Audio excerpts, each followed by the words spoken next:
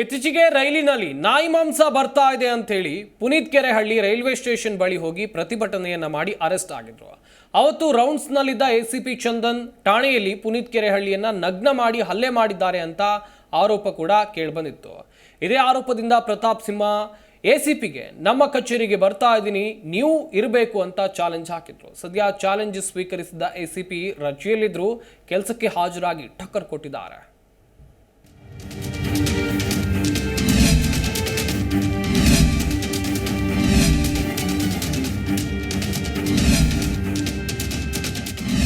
ಪುನೀತ್ ಕೆರೆಹಳ್ಳಿ ಪರ ಮಾಜಿ ಸಂಸದ ಪ್ರತಾಪ್ ಸಿಂಹ ಪ್ರೊಟೆಸ್ಟ್.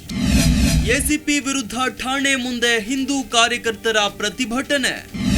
ಪ್ರತಾಪ್ ಸಿಂಹ ಪೋಸ್ಟ್ಗೆ ಟಕ್ಕರ್ ಕೊಟ್ಟ ಎಸಿಪಿ ಚಂದನ್ ಕುಮಾರ್. ಎಸಿಪಿ ಚಂದನ್ ಇತ್ತೀಚೆಗೆ ಸೋಷಿಯಲ್ ಮೀಡಿಯಾದಲ್ಲಿ ಹೀರೋ ಆಗಿದ್ದವರು. ಯಾಕಂದ್ರೆ ನಟ ದರ್ಶನ್ ಇದೇ ಎಸಿಪಿ ಚಂದನ್ ಅರೆಸ್ಟ್ ಮಾಡಿದ್ರು.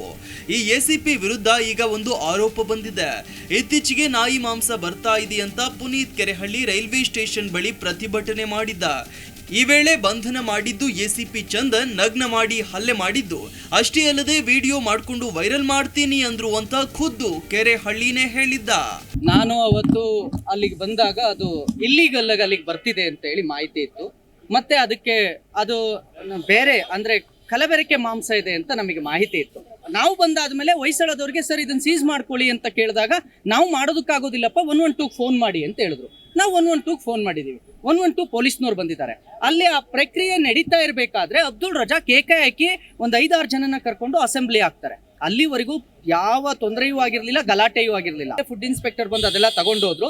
ಹೋಗ್ಬೇಕಾದ್ರೆ ನಾನು ಪೆನ್ ಡ್ರೈವ್ ಹಿಡ್ಕೊಂಡು, ಪೆನ್ ಡ್ರೈವ್ ನನ್ನ ಹತ್ರ ಇದೆ, ಈ ದಾಖಲೆ ನೀವೇನಾದ್ರೂ ಮುಚ್ಚುಮರೆ ಮಾಡಿದ್ರೆ, ಈ ತನಿಖೆಯನ್ನ ನೀವೇನಾದ್ರೂ ಸರ್ಕಾರದ ಪರವೋ ಅವನ ಪರನೋ ಯಾರೋ ಪರ ಎಲ್ಲ ಸೇರ್ಕೊಂಡು ಅಧಿಕಾರ ದುರ್ಬಳಕೆ ಮಾಡ್ಕೊಂಡು ಮಾಡಿದ್ರೆ ಅದಕ್ಕೆ ಬೇಕಾಗಿರೋ ದಾಖಲೆ ನನ್ನ ಹತ್ರ ಇದೆ, ನಾನು ಇದನ್ನ ಮತ್ತೆ ಮಾಧ್ಯಮದ ಮುಂದೆ ಇಡ್ತೀನಿ ಅಂತ ನಾನು ಬಹಿರಂಗವಾಗಿ ಹೇಳಿದೆ. ಅದಾದ ಸೆಕೆಂಡಿಗೆ ನನ್ನನ್ನು ಎತ್ತಿ ಪೊಲೀಸರು ತಮ್ಮ ವ್ಯಾನಿಗೆ ತುಂಬಿಕೊಂಡ್ರು. ಇದರಿಂದ ಆಕ್ರೋಶಗೊಂಡ ಮಾಜಿ ಸಂಸದ ಪ್ರತಾಪ್ ಸಿಂಹ ನೆನ್ನೆ ಎಕ್ಸ್ ನಲ್ಲಿ ಎಸಿಪಿಗೆ ಒಂದು ಪೋಸ್ಟ್ ಹಾಕಿದ್ರು. ನಾನು ನಿಮ್ಮ ಕಚೇರಿಗೆ ಬರ್ತಾ ಇದ್ದೀನಿ, ನೀವು ಇರಬೇಕು ಅಂದಿದ್ರು. ಇದನ್ನ ಚಾಲೆಂಜ್ ಆಗಿ ತಗೊಂಡ ಎಸಿಪಿ ಚಂದನ್ ರಜೆ ಇದ್ದರೂ ಕೂಡ ಇವತ್ತು ಕೆಲಸಕ್ಕೆ ಹಾಜರಾಗಿದ್ರು. ಇತ್ತ ಎಸಿಪಿ ಕಚೇರಿಗೆ ಬಂದಿದ್ದೆ ಮಾಜಿ ಸಂಸದ ಪ್ರತಾಪ್ ಸಿಂಹ, ಬೆಳ್ತಂಗಡಿ ಶಾಸಕ ಹರೀಶ್ ಪೂಂಜಾ, ಪುನೀತ್ ಕೆರೆಹಳ್ಳಿ ಸೇರಿ ನೂರಾರು ಹಿಂದೂ ಕಾರ್ಯಕರ್ತರು ಬಸವೇಶ್ವರ ನಗರ ಪೊಲೀಸ್ ಠಾಣೆ ಮುಂದೆ ಪ್ರತಿಭಟನೆ ಮಾಡಿದ್ರು. ಅಂತ ಸಾಬೀತು ಮಾಡಿ ಅಲ್ಲಿ ಅಗ್ರೆಸರ್ ಆಗಿ ಬಂದಿರುವಂತ ಅಬ್ದುಲ್ ರಜಾಕ್ ಅವ್ರದ್ದು ಹೆಸರನ್ನ ನೀವು FIR ಹಾಕಲ್ಲ, ಆದ್ರೆ ಅಲ್ಲಿ ಹೋಗಿ ಸಾರ್ವಜನಿಕರ ಹಿತದೃಷ್ಟಿಯಿಂದ ಹೋದಂತ ವ್ಯಕ್ತಿನ ಒಳಗಡೆ ಕರ್ಕೊಂಡ್ಬಂದು ನಿಮಗೆ ಕಾಲಿಗೆ ಹೊಡಿತೀರಿ, ಅವ್ರಿಗೆ ಪ್ರಜ್ಞೆ ತಪ್ಪುವಂಗ್ ಮಾಡ್ತೀರಿ, ಅವ್ರನ್ನ ಬಟ್ಟೆ ಬಿಚ್ಚಿಸ್ತೀರಿ ಅಂದ್ರೆ ಏನರ್ಥ? ಬಟ್ಟೆ ಬಿಚ್ಚೋದಕ್ಕೆ ಕಾನೂನಲ್ಲಿ ಅವಕಾಶ ಇದೆಯಾ?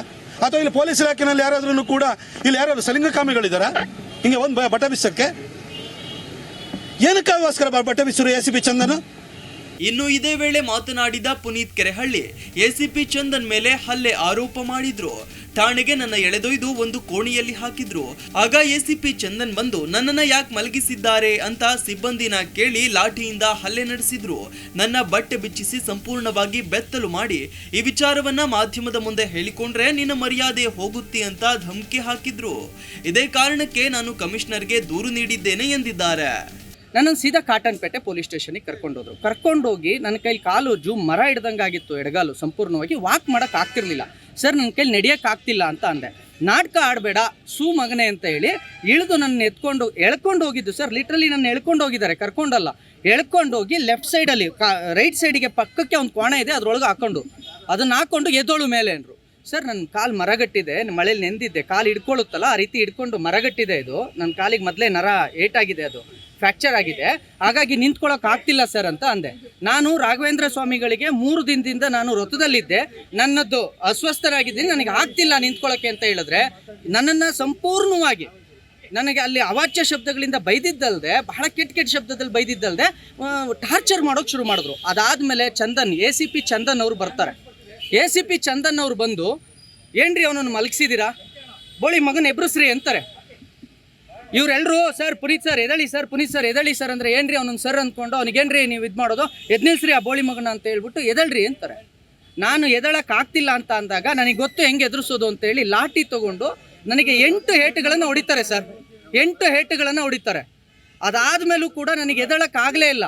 ಅದಾದಮೇಲೆ ಜುಟ್ಟು ಮತ್ತು ಇದನ್ನು ಹಿಡ್ಕೊಂಡು ಗಟ್ಟಿಯಾಗಿ ಮೇಲೆತ್ತಿ ನನ್ನ ಬಟ್ಟೆಯನ್ನು ಸಂಪೂರ್ಣವಾಗಿ ಬಿಚ್ಚಿ ಸರ್ ನಾನು ಆ್ಯಕ್ಚುಲಿ ಅವರು ಹೇಳಿದ್ರು ಇದನ್ನು ಮಾಧ್ಯಮದ ಮುಂದೆ ನಿನ್ನ ಕೈಲಿ ಹೇಳ್ಕೊಳಕ್ಕಾಗುತ್ತಾ, ನಿನ್ನ ಮರ್ಯಾದೆನೇ ಹೋಗೋದು ಅಂತ. ನಾನು ಮರ್ಯಾದೆ ಹೋಗಲ್ಲ ಸರ್.